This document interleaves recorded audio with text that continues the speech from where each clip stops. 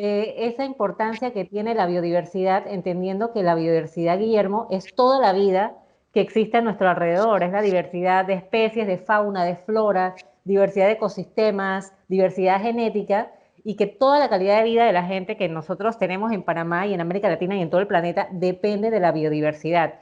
Creo que ya Shirley nos acompaña. Bienvenida, Shirley, ¿cómo estás? Gracias Natalia, gracias Guillermo, muy bien. ¿Y ustedes? No, gracias, Shirley, por estar con nosotros. Un El, placer. el Ministerio de Ambiente, Guillermo, es uno de los aliados que ha creado toda esta iniciativa de ciencia para todos y para todas y el programa de mentoring. O sea que hay un potencial enorme, pero Shirley maneja la dirección del Ministerio de Ambiente, que creo que para mí es el corazón de la gestión ambiental del país y es la que administra más del 35% del espacio, tanto terrestre como marino, de Panamá, que son las áreas protegidas. Shirley, yo empezaría con la pregunta, Panamá, con toda esta superficie de áreas protegidas, es reconocida como una joya mundial de la biodiversidad, o sea, es una superpotencia en biodiversidad. ¿Por qué es importante conservar la biodiversidad o por qué es importante la biodiversidad para todos? ¿Y cuál es el rol de Panamá en la biodiversidad del planeta? Gracias Natalia. Panamá, a diferencia de otros países del mundo, fue el istmo que unió Norteamérica con Sudamérica. Entonces, la biodiversidad que se encuentra en este país es única, es un puente, bueno, no solo tenemos el canal, pero también es un puente en cuanto a biodiversidad y el intercambio de especies entre el norte y el sur y por eso fue que también se sentaron las bases de muchísimos investigadores a nivel internacional aquí en Panamá. Tenemos el Smithsonian, tenemos otros institutos de investigación que se basan en la biodiversidad de Panamá. Entonces, ahí está la primera importancia. Panamá ha recibido a investigadores de suma importancia a nivel internacional que le dan ese potencial al país, que hacen investigaciones de diferentes especies, de diferentes ecosistemas y que nos ayudan a nosotros entonces a tomar las decisiones que deben estar basadas en estas investigaciones en cuanto al manejo de vida silvestre, en cuanto al manejo de las áreas protegidas y en cuanto al manejo en general de la biodiversidad. Entonces Panamá tiene un potencial tanto local, que somos uno de los países más biodiversos del mundo, pero también tenemos una importancia mundial en cuanto a nuestros sumideros de carbono, en cuanto a nuestros bosques, en cuanto a nuestras especies de vida silvestre. Entonces, sí, por ahí vamos, ¿no? Y lo podemos ver con la instalación de estos investigadores aquí en Panamá. Shirley, la biodiversidad también consiste en la relación que tenemos entre todas las especies y entre los ecosistemas donde ellas habitan. Entonces, ¿cuáles son las acciones que está haciendo el Ministerio de Ambiente en Panamá para asegurar que podamos seguir teniendo recursos naturales para poder sostener nuestra economía, nuestro desarrollo, tanto en actividades turísticas, producción agrícola, pescas, recreación, protección ambiental? Si entendemos que la biodiversidad nos permite hacer todo y poder vivir y tener economía, ¿cómo estamos trabajando en Panamá en darle prioridad a esa conservación de la biodiversidad? Así, Natalia, como bien lo dices, esta dirección, la Dirección de Áreas Protegidas y Biodiversidad, maneja más del 33% terrestre y más del 13% marino a nivel nacional. Entonces, es muy importante. Las áreas protegidas en general se crean para la conservación del ecosistema, de la biodiversidad dentro de él, pero también es importante ver el retorno tanto social como económico de las áreas protegidas, de las comunidades que viven dentro o cercanas a esas áreas protegidas, y eso lo podemos ver con diferentes actividades, tanto extractivas como no extractivas. Pero ahora apuntando a una recuperación económica verde, a una recuperación económica sostenible, tanto el Ministerio de Ambiente como el Gobierno Nacional se está enfocando en promover el turismo verde a nivel nacional. Ahora, después del COVID, nadie quiere estar encerrado, el tema de visitación a las áreas protegidas.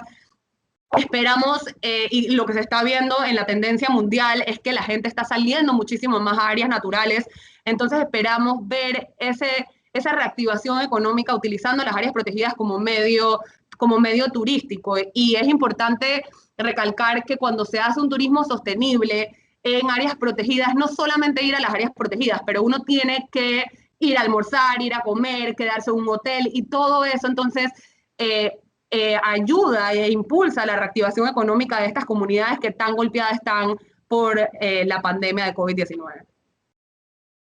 Shirley, tú has sido una persona que ha trabajado muchos años en los temas de gestión ambiental y eres una persona también bastante joven.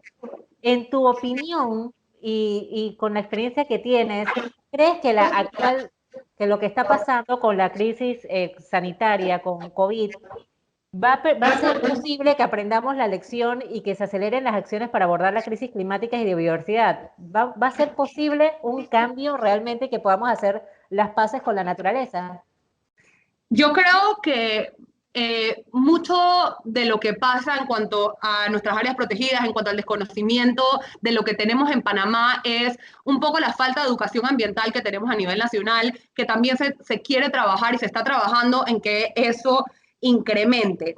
Me acuerdo hace unos 6 meses que me hicieron una pregunta similar, que ya estábamos dentro de la pandemia, y yo creo que la pandemia ha conectado un poco al ser humano con la importancia de cuidar la biodiversidad, de cuidar la vida silvestre, especialmente por donde viene el COVID-19, que es una zoonosis. Entonces, creo que esto ha conectado un poco a la población a estar anuente de la importancia que es cuidar la vida silvestre, y que la degradación de nuestros bosques y la degradación de nuestros ecosistemas pueden terminar siendo un problema, bueno, son un problema para la sociedad y los humanos, no solamente para los animalitos como algunos lo pueden ver. Entonces, sí creo que la pandemia ha impulsado un poco ese reconocimiento a la biodiversidad y la importancia de la misma, como también ahora, como lo mencioné, la gente quiere salir, quiere estar al aire libre, y al aire libre en su mayoría van a estar en áreas protegidas, ya que Panamá tiene gran parte de su territorio como áreas protegidas. Y eso va a, va a unir muchísimo más a la población panameña con la naturaleza que los rodea. Eh, Algo que siempre digo también en otras entrevistas es las áreas protegidas. Cuando una persona va al área protegida, se enamora y entonces empieza a promover la conservación de esta área protegida. Si no sabemos qué es lo que tenemos, es muy difícil empoderarse y decir, quiero cuidar esto, Panamá tiene que cuidar esto, pero creo que la población va encaminada hacia eso. Shirley, si las soluciones van a depender de todos nosotros, y tenemos que acercar la naturaleza a una sociedad que realmente está desconectada del mundo natural, ¿cómo puede ayudar la divulgación científica para acercar a esta sociedad al mundo natural y evitar la pérdida de los recursos naturales? Como mencioné, la ciencia es el primer paso para poder tomar decisiones. Muchas veces tenemos falta de información científica, pero hay indicios de la misma, y los científicos que trabajan en campo, que conocen el campo y que conocen la problemática, son los que nos deben ayudar a nosotros como los que tomamos las decisiones y los encargados de la gestión ambiental a tomar las decisiones correctas y encaminadas a la conservación y uso sostenible de los recursos naturales, porque no es solamente conservar, sino utilizarlos de manera correcta para que los mismos se puedan seguir utilizando en un futuro. Entonces, muchas veces tenemos información científica que no sabemos interpretar, y tener a científicos a nivel nacional entrenados en interpretar esta información para que sea digerible por la población nacional, pero también por las administraciones, es extremadamente importante. Entonces, esta administración, las decisiones que se toman y que se quieren tomar de aquí en adelante son basadas en información científica que tiene que estar digerible para poder ser utilizada. Y este grupo de científicos a nivel nacional ya va un paso más adelante a poder utilizar esta información en la toma de decisiones. ¿Tiene el Ministerio de Ambiente pensado potenciar más a este grupo de científicos y volcarse más en acciones de divulgación? Quién sabe, por ahí decían de un programa de televisión con episodios en temas variados con estos científicos, pero ¿cuáles serían los planes desde el Ministerio de Ambiente para seguir potenciando la divulgación científica? Principalmente que estos científicos sean tomados en cuenta, como mencioné, en la toma de decisiones. Tenemos algunos científicos dentro del Ministerio de Ambiente que participaron del programa de mentoring dentro de la Dirección de Áreas Protegidas especialmente, y utilizar estos conocimientos en la toma de decisiones, llamarlos a las diferentes reuniones dependiendo de los diferentes temas para que estén involucrados desde el principio hasta el final, como también que participen, como bien lo mencionaste, Natalia, en los diferentes, en las diferentes ideas del ministerio en cuanto a educar a la población. Se están haciendo con la Dirección de Cultura Ambiental diferentes episodios, por llamarlos así, de diferentes temas ambientales, de áreas protegidas, de forestales, de pesca, de vida silvestre, tanto marina como terrestre, y entonces que estos especialistas nos acompañen en la divulgación de esta información y de la importancia de conservar estas especies.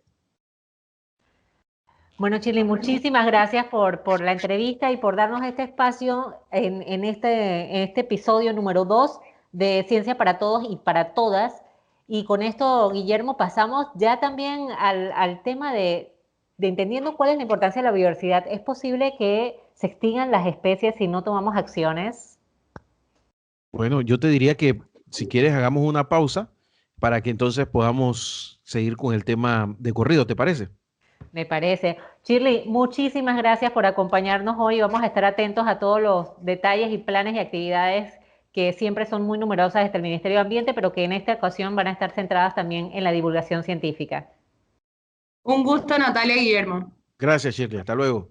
Hasta Don Camilo luego. Coronado, son las 10:20 de la mañana. Vamos a adelantar la pausa porque tenemos un tema bien interesante aquí en Semana Ecológica por Radio Ancon 92.1 FM. Radio Ancon.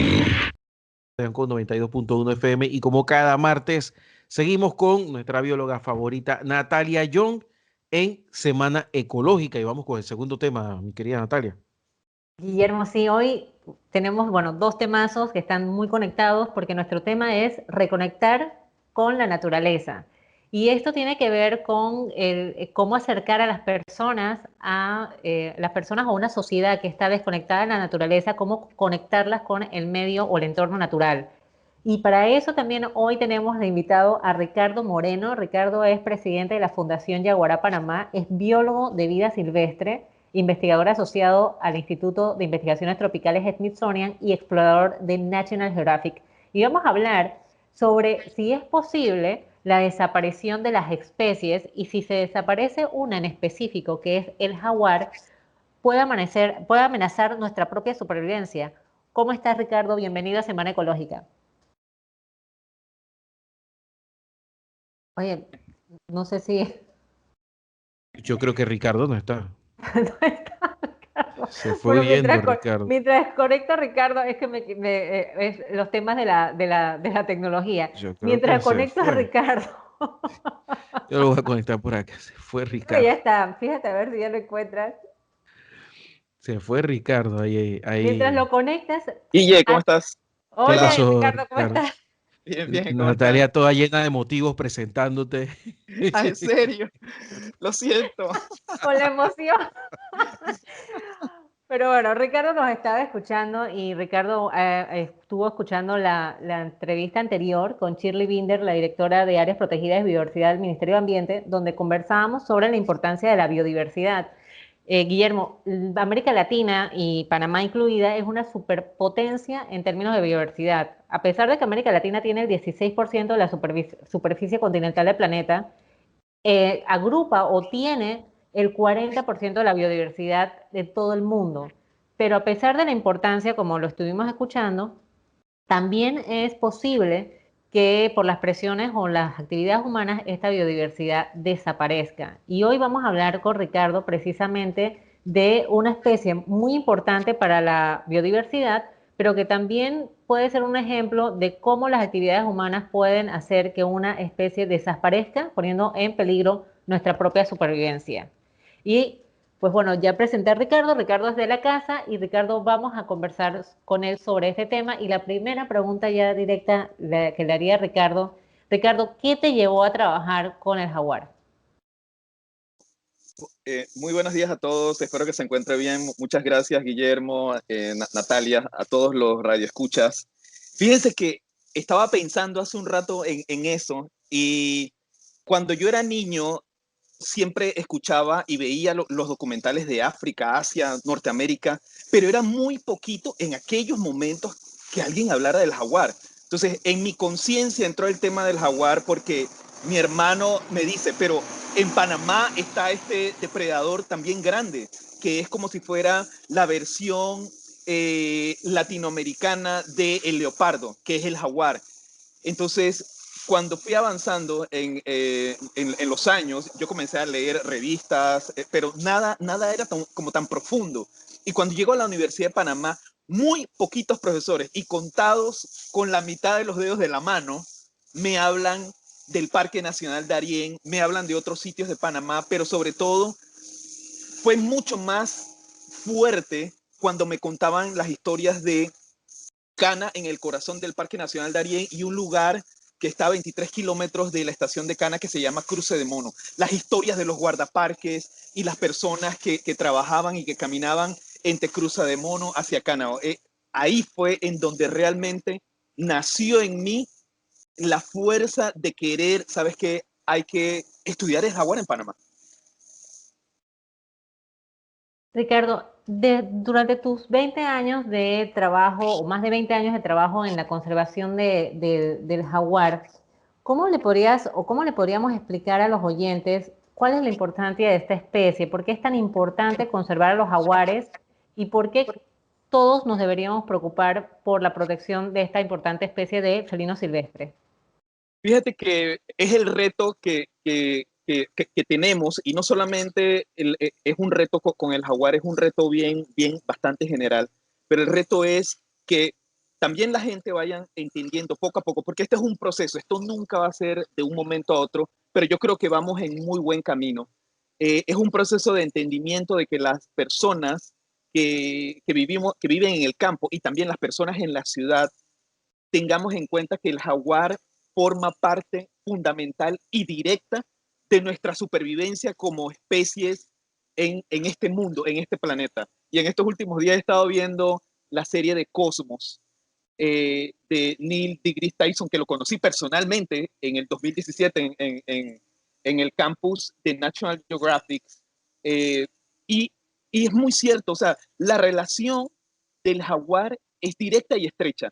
Una de las cosas más fundamentales que nosotros tenemos es, y que ya lo he venido hablando y lo hemos venido hablando en nuestras charlas de la Fundación Yaguará Panamá a lo largo del país e internacionalmente, que lo mínimo que nosotros tenemos para poder sobrevivir en este mundo es tener oxígeno para respirar y poder tomar el líquido vital, que es el agua. Entonces, pero el jaguar es parte esencial y fundamental de que esto se dé. No es el único, pero es un engranaje que si el jaguar falta, tienen que pasar cientos y miles de años para que el puma, que es el felino de menor tamaño que el jaguar, pueda evolucionar y ejercer el efecto que tiene el jaguar en la biodiversidad y en los cambios que nosotros podemos encontrar en el ambiente que nos repercuten directamente a nosotros los seres humanos.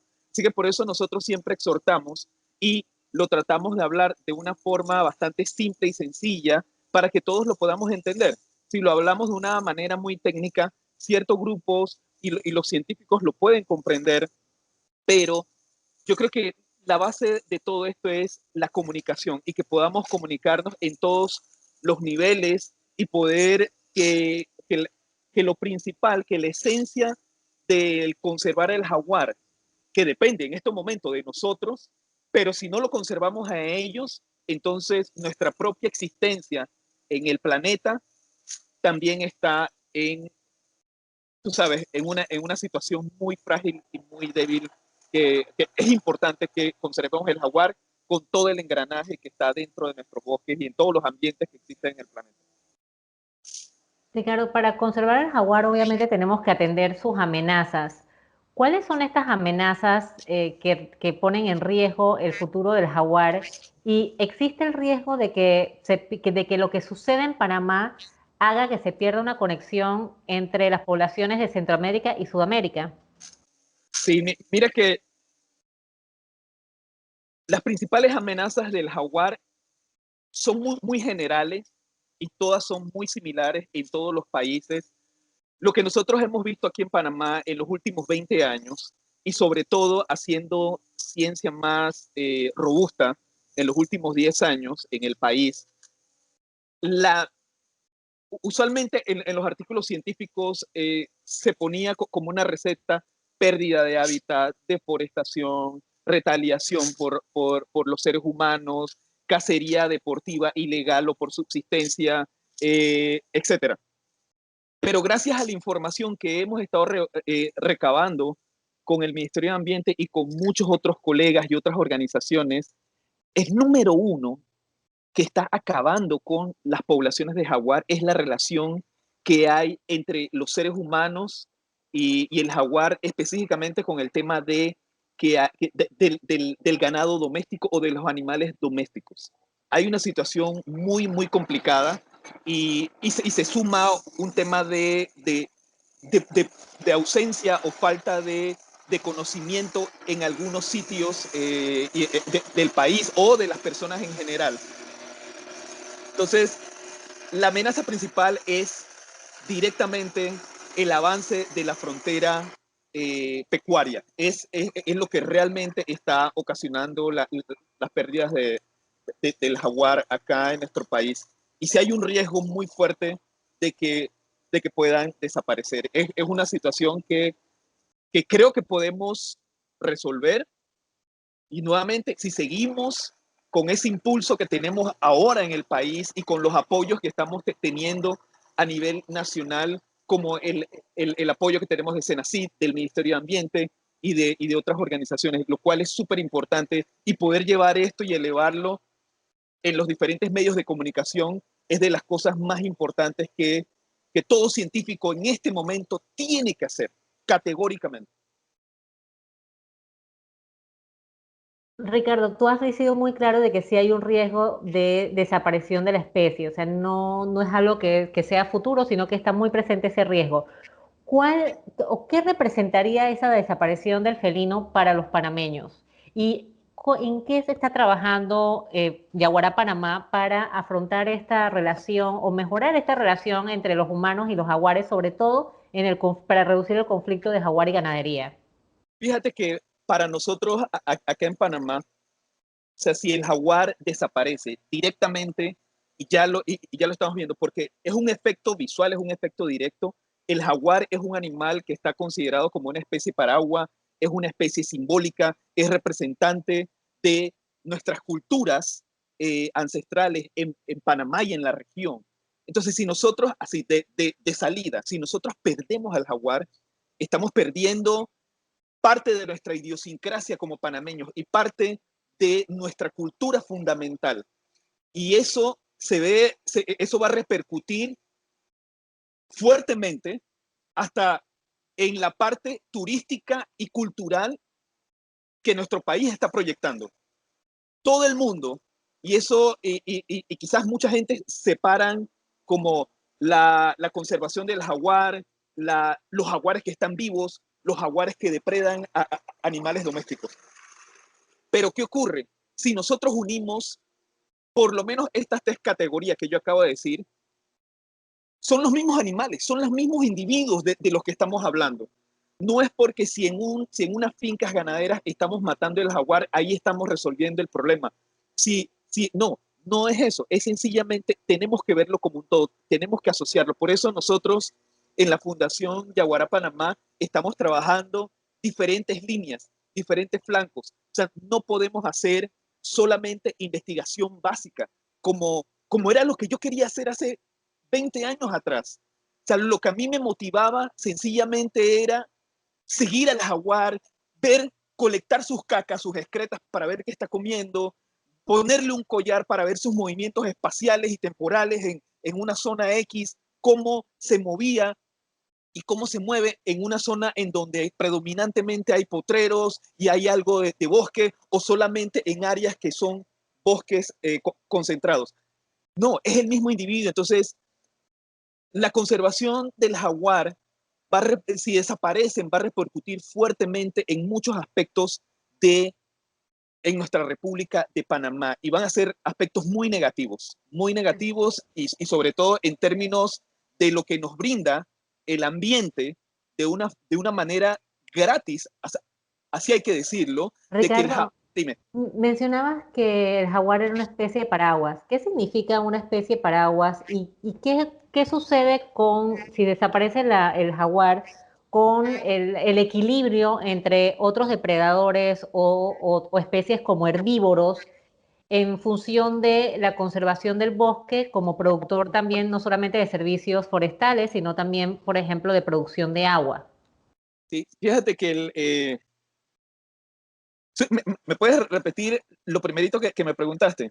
¿Qué es una especie Ok, paraguas? una especie paraguas, se le considera el jaguar como una especie paraguas porque tiene ámbitos hogareños o tiene un ambiente en donde se mueve muy grande. Por ejemplo, un jaguar se puede mover entre 100 kilómetros cuadrados a más de 1000 kilómetros cuadrados. Estamos hablando, por ejemplo, el Parque Nacional Soberanía, aquí en la riviera de la cuenca del canal, tiene 200 kilómetros cuadrados. O sea, un solo individuo puede recorrer muy fácilmente, es más, y tener un área mucho más grande que el Parque Nacional Soberanía. O sea, que ellos necesitan áreas muy grandes para poder desarrollar su biología y al mismo tiempo el papel que ellos ejercen dentro del ambiente, que es regular las poblaciones de todas las especies animales que están por debajo de ellos. Estamos hablando de los herbívoros, de los frugívoros y de otros carnívoros menores. Entonces ellos, al igual que los pumas, que son los felinos más grandes, ayudan a los movimientos, a empujar el movimiento de muchas de estas especies, y por eso es que también tenemos la gran biodiversidad que nosotros tenemos. Y gracias a esa gran biodiversidad y a esa unión de eslabones entre depredadores con presas, es que nosotros podemos ver la gran biodiversidad que nosotros tenemos y si está en un área prístina de bosque, esos bosques tienen lo que nosotros llamamos ojos de agua, y esos ojos de agua se convierten en quebradas, y esas quebradas se juntan y se hacen ríos, y esos ríos es lo que nos da el agua a nosotros para poder existir. Entonces hay una relación, por donde lo mires, hay una relación muy directa entre el jaguar y nosotros y el ambiente en el cual nosotros estamos viviendo, y necesitamos seguir conservándolo para que se mantenga de una forma natural y que todos podamos disfrutar, no solo nosotros, sino las siguientes generaciones que puedan disfrutar de lo que todavía tenemos. Pero ojo, lo podemos acabar, y estamos en la lucha entre muchos científicos de que esto no suceda. Ricardo, tú has sido muy claro de que el jaguar mantiene saludable al medio ambiente, a los ecosistemas, a todas estas áreas boscosas, a todas estas áreas de suministro de agua, pero también has sido muy claro en que una de las principales causas de la desaparición del jaguar es ese conflicto jaguar-ganadería, cuando los jaguares depredan animales domésticos que no son sus presas. ¿Cómo está la Fundación Yaguará Panamá trabajando para reducir ese conflicto directamente con las comunidades locales y las fincas ganaderas? Fíjate que eh, las primeras cosas que en la Fundación Yaguará Panamá hemos estado trabajando es, uno, comunicación. Comunicación pura, fuerte, dura y constante, porque tenemos que ser como un gotero, siempre estar ahí, siempre estar si alguien llama. Entonces tenemos una comunicación, yo creo que bastante directa con muchas personas. Te estoy hablando de que en el WhatsApp por lo menos más de casi 3000 contactos tengo, y la gran mayoría de esos contactos son personas que están en el campo y que nos manda información y que nosotros también le mandamos información. Educación formal, lo que significa que estamos y hemos hecho talleres preparando personas para promotores ambientales para la conservación del jaguar. Lo hemos comenzado en Darién, lo continuamos en Chepo, y el tema de los promotores ambientales significa que las personas aprendan un poquito más sobre la dinámica del jaguar, la conservación del jaguar, porque es importante para poder nosotros diseminar la información y llegar a lugares en donde todavía no hemos llegado. Oye, Ir a la... Ricardo, hace poco vi en el Instagram de Yaguará unos videos impresionantes de cercados eléctricos, de campanas con luces. ¿Qué exactamente están haciendo con esas medidas que leí que eran medidas antidepredación? Sí, fíjate, el tema de las medidas antidepredación es fascinante. Esto era algo que yo venía leyendo desde hace como 25 años. Se escribía y realmente se comenzó a aterrizar con un amigo en Costa Rica y comenzamos nosotros a ver, ¿sabes qué? Tenemos que comenzar a aplicar estas medidas. Y en eso nos mandan un modelo de un collar y Arturo Puertes, él elabora el collar de la versión yaguará al estilo panameño. Y ese collar lo hemos estado usando en Darién en este momento. Hemos hecho cercados eléctricos para prevenir en unas fincas a que el jaguar tenga acceso al ganado.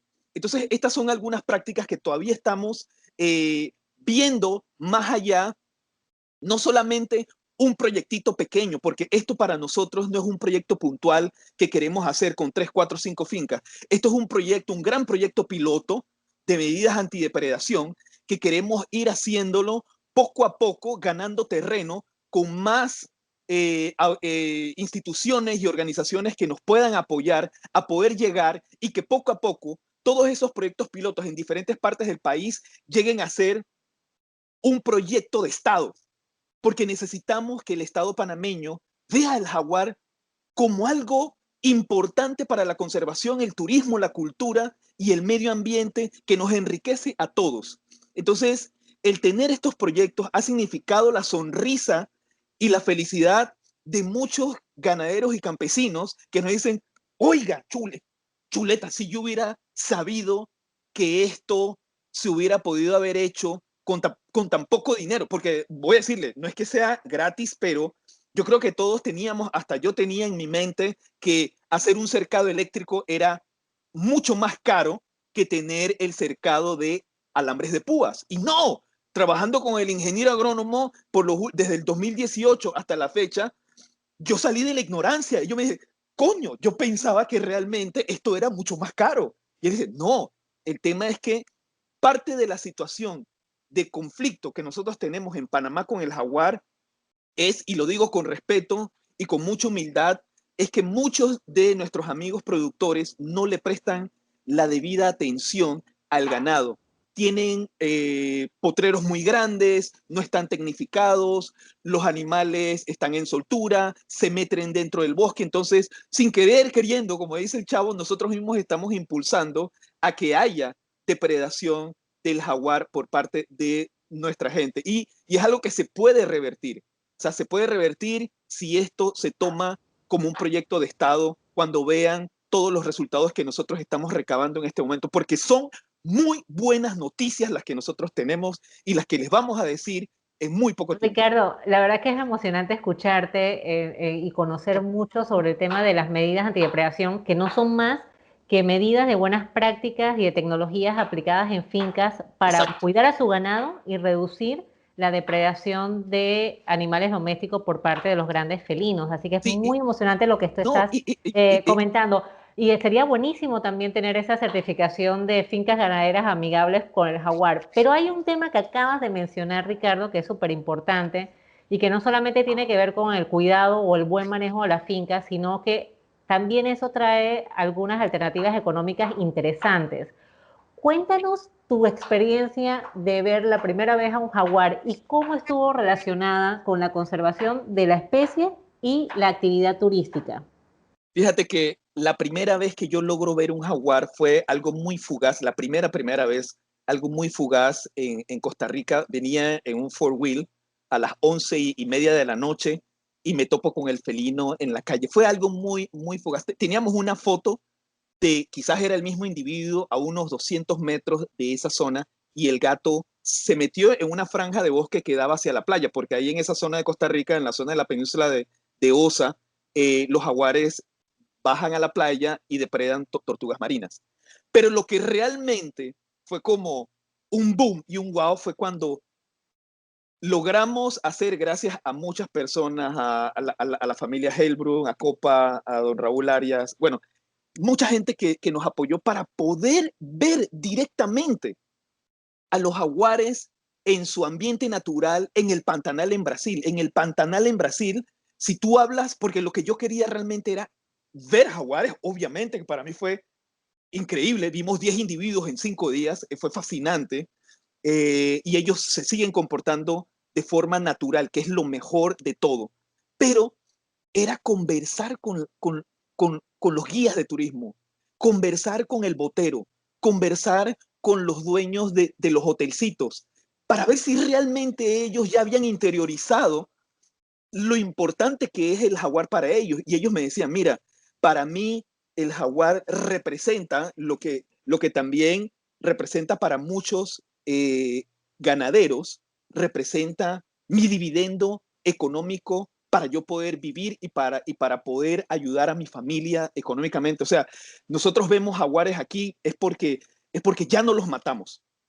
Ahí en donde estábamos habían muchas fincas ganaderas que todavía tenían depredación por el jaguar, pero habían algunas asociaciones entre la parte turística con la parte ganadera para poder ayudar a que las personas que tenían ganado mejoraran sus fincas, porque el jaguar va a seguir en los bosques. El jaguar tiene, por lo menos en Panamá, tiene alrededor de 4 millones de años de estar caminando por nuestras tierras. Y la persona más antigua que haya estado aquí en Panamá viviente en este momento no puede tener ni siquiera más de 115 años.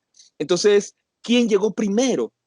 Entonces, yo creo que tenemos que respetar un poquito eso y ellos allá ya lo han comenzado a respetar. Yo creo que aquí en Panamá ya hay muchas más personas que hace 20 años cuando yo comencé con este tema que entienden al jaguar. Y yo creo que le estamos llegando poco a poco a las personas que realmente tienen esta interacción directa, pero tenemos que hacerlo con ejemplos reales, con ejemplos vividos. Entonces, cuando un campesino, un ganadero tiene esta experiencia con nosotros, o una experiencia turística, o una experiencia de conservación que caminó por un área protegida y se topó una huella de jaguar, o se topó a los individuos, o gente que le hablaron, o ya está trabajando medidas antidepredación, o estuvo en una charla, yo siento que hay cambios.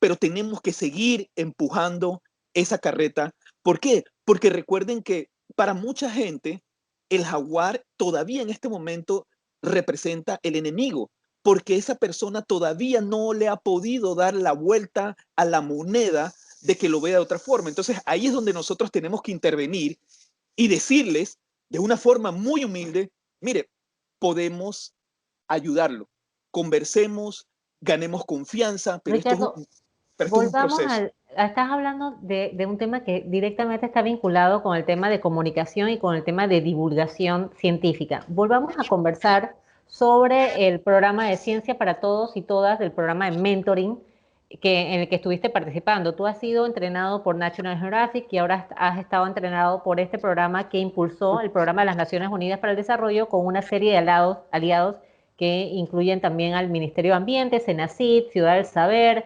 Smithsonian. Tú eres uno de los 27 investigadores. ¿Cuál ha sido o cómo fue la experiencia de intercambiar con estos mentores y cómo crees que esto va a reforzar ese trabajo que estás realizando para que el jaguar no siga siendo una especie o un animal desconocido en el país, ni tampoco se asocie con algo negativo? Fíjate que para mí, la verdad que ha sido una experiencia muy linda. Sinceramente ha sido muy linda. Cada lunes que teníamos los intercambios era muy especial porque el que Pere y Cecilia nos trajeran diferentes experiencias, porque ahí era la parte fuerte. O sea, no tiene que ser, ya somos adultos, no tiene que ser que nos pongan una tarea para nosotros tener que resolver un cuestionario. No, para mí era como súper bueno, porque yo creo que de las experiencias uno gana más, valga la redundancia, más experiencia. Yo siento que fue muy positivo y lo mejor de todo es que no sea circunscrito solamente a los lunes. Por lo menos en mi caso, yo sigo teniendo comunicación con ellos dos y es increíble porque, o sea, a mí me da tanta risa que yo le mando cosas a ellos, a los dos, y de repente uno siente que está como súper bien. Pero ahí es donde tiene que venir la aceptación de nosotros y ser humildes, porque nadie lo sabe todo. Y por más bien que a veces hagamos algo, siempre va a haber una persona que va a ver, que te puede hacer recomendaciones para que tú mejores desde su punto de vista. Y está en nosotros aceptarla. Y yo recuerdo, le he mandado varias capsulitas y escritos y me dicen, wow, está bien, pero mira, hace falta algo aquí, hace falta, siempre tengo una retroalimentación súper positiva y yo solito acá en mi apartamento me río, si me vieran por un huequito se burlarían de mí, pero yo me quedo como, wow, qué increíble, o sea, podemos mejorar y si mejoramos podemos ser más eficientes y más eficaces para poder pasar esa palabra o esa información que todos necesitan escuchar. Porque es así, necesitamos diseminar la información por más complejo que sea el tema que nosotros estemos trabajando, necesitamos esa ayuda. Y yo creo que este mentoring ha sido como, ha dado en el clavo de muchos de nosotros aquí en Panamá para poder ser más eficiente, más contundente y más directo hacia algo positivo para nuestro país y, por qué no decirlo, la región y mundialmente. Hay que pensar que lo que nosotros podemos estar hablando aquí, miren, en este momento estamos en Radio Ancon y estamos aquí en Panamá, pero yo estoy seguro que hay gente seguramente en New York escuchando, en otros países y todos en algún u otro momento, si no tienen el jaguar en su mente todos los días, pero cuando vean un programa, un documental o vean algo, van a decir, ah, yo recuerdo haber escuchado esto. Y esa es una de las cosas más importantes. Tenemos que seguir trabajando en comunicar mejor y de una forma más eficiente para que todos nosotros lo podamos entender. Muchísimas gracias, Ricardo. Me quedo con ese mensaje. Queda un trabajo por delante grandísimo y qué buena, en buena hora esta iniciativa del programa de mentoring y ciencia para todos y todas, donde Radio Ancon, a través de Semana Ecológica, en la Mañana Ancon, nos hemos sumado para brindarles esa plataforma y que sigan divulgando todas esas historias fascinantes de las investigaciones científicas que realizan, pero sobre todo la contribución para resolver los problemas que tiene nuestro país y nuestra región. Guillermo. No sé, yo pensé que Ricardo se iba a despedir, pero no, la verdad No, es que... no, sí, te iba a dar espacio para que dijeras algo antes de que Ricardo se despidiera. No, lo que quería decir es que no, siempre suena espectacular escuchar la pasión que le pone Ricardo al trabajo que hace, que no es tan sencillo, ¿ah? Es un trabajo sacrificado, pero él no lo vive como un trabajo, sino como una verdadera vocación. Así que te felicito como siempre, Ricardo, y sabes que esta es tu casa. Guille, muchísimas gracias, Nati, la verdad que a todos y creo que este espacio es y se está convirtiendo en uno de los espacios más importantes que tenemos en el país y bueno, muchas gracias por considerarme como parte de la casa y cuando quieran y cuando gusten, estaré para ustedes y para todos. Gracias. Muchas gracias, Ricardo. Bueno, Nos vamos, Natalia Young. Sí, este es el segundo episodio. El próximo tenemos algo muy interesante sobre gestión del conocimiento y las vacunas. Y solamente contestarle una pregunta que hizo un radio oyente. Sí, estoy vinculada a varias organizaciones no gubernamentales que trabajan por el tema de conservación y una de ellas es precisamente Fundación Yaguará Panamá, a que siempre apoyo, y también a Ricardo Moreno como colega de biología, pero también por la importancia de todo el trabajo que realizan, sobre todo porque Guillermo, la importancia de la biodiversidad y los recursos naturales es que gracias a ella tenemos vida. Sin ellas no podríamos producir, no podríamos consumir, no podríamos respirar, no podríamos vivir. Así que espero haberle contestado al oyente que dejó esa pregunta. Muchas gracias, Natalia Young. Y nada, nos vemos entonces el próximo martes aquí en Semana Ecológica por Radio Ancon 92.1 FM.